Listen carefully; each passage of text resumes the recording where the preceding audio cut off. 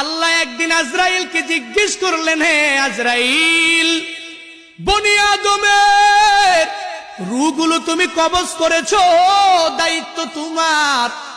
হে আজরাইল, তুমি আমারে জানাও না ওই বনি আদমের মধ্যে কোন কোন রূহ কবজ করতে তোমার অনেক কষ্ট হয়েছিল? আজরাইল জানায়া দেয়, হে ও দয়ার মালিক, বনি আদমের মধ্যে দুইটা রূহ কবজ করতে আমার অনেক কষ্ট হয়েছে। কোন দুইটা রূহ? বলে, এক নম্বরে এক আল্লাহর বান্দি মহিলা, বিশাল এক সমুদ্রের মধ্যে জাহাজটা প্লাবনের মধ্যে পড়িয়া যখনই ডুবিয়া যাবে, ওই হালাতে সবাই ডুবিয়া গেল। এক প্রেগনেন্ট মহিলা, গর্ভবতী মহিলা কাঠের মধ্যে বসা, একটু পরেই এই মহিলা একটা বাচ্চা প্রসব করবে। তোমার কুদরতের কারিশমা, ওই কাঠের উপরেই আল্লাহর বান্দির একটু পরে প্রসব হয়ে গেল। সন্তানটা দুনিয়ার মধ্যে ওই কাষ্ঠের উপরে যখন দুনিয়াতে আসলো, তখনই তোমার অর্ডার হয়ে গেল, হে আজরাইল, যাও এই বান্দির রূহটাকে কবজ করে তুমি নিয়ে চলে আসো। আমি যখন ওই কাঠের উপরে ঝুলন্ত ওই মহিলার রূহটাকে কবজ করার জন্য যখন আমি চলে গেলাম, আমার মনের মধ্যে অনেক কষ্ট ওই সময়ে লেগেছিল। কারণ কি আল্লাহ জানেন না? কারণ হলো এই কাঠের মধ্যে যে এই বান্দি সন্তানটা, ওই সন্তানের কি উপায় হবে, কই যাবে? কারণ দুনিয়াতে তার মা থাকবে না।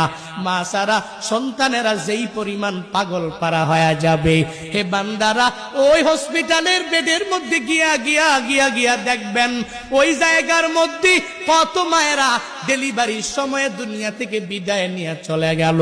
সন্তানেরা কত কষ্ট করে লালিত পালিত হয়ে গেল, কারণ দুনিয়াতে মা নাই। মা ছাড়া সন্তানটা দুনিয়াতে টিকে থাকতে পারে না। 70 বছরের ওই মুরব্বী নিজের মা হারাইয়া কান্দে, চোখের পানি ফালায়া, ওই বাবা হারাইয়া কান্দে। কারণ বান্দা তো জানে আমার নাতি নাতনির অভাব নাই, এই দুনিয়াতে আমার ছেলের অভাব নাই, এই দুনিয়াতে আমি সব কিছু দুনিয়াতে পাইয়া গেলাম, এখন আমার কোনো কিছুর অভাব নাই। কিন্তু আমার মা ছাড়া আমার এতিম অবস্থা হয়ে যায়, আমার বাবা ছাড়া আমার এতিম অবস্থা হয়ে যায়। সন্তানটা বড় হয়ে গেল, এরপরেও মা ছাড়া চলতে পারে না। মা যার নাই, মনে হয় ঘরের মধ্যে কোনো একটা নাই। যার বাবা নাই, ওই বান্দা পূর্ণাঙ্গ ভাবে বলতে পারে, মনে হয় ঘরের মধ্যে টাকা আছে, সন্তানেরা আছে, বউ আছে, স্ত্রী আছে, পুত্রবধূ আছে, বাবা নাই, মানে ঘরের মধ্যে কোনো একটা মানিক নাই। ওই যে মহিলাটা বাচ্চা প্রসব করলো, আজরাইল বলে আল্লাহ, ওই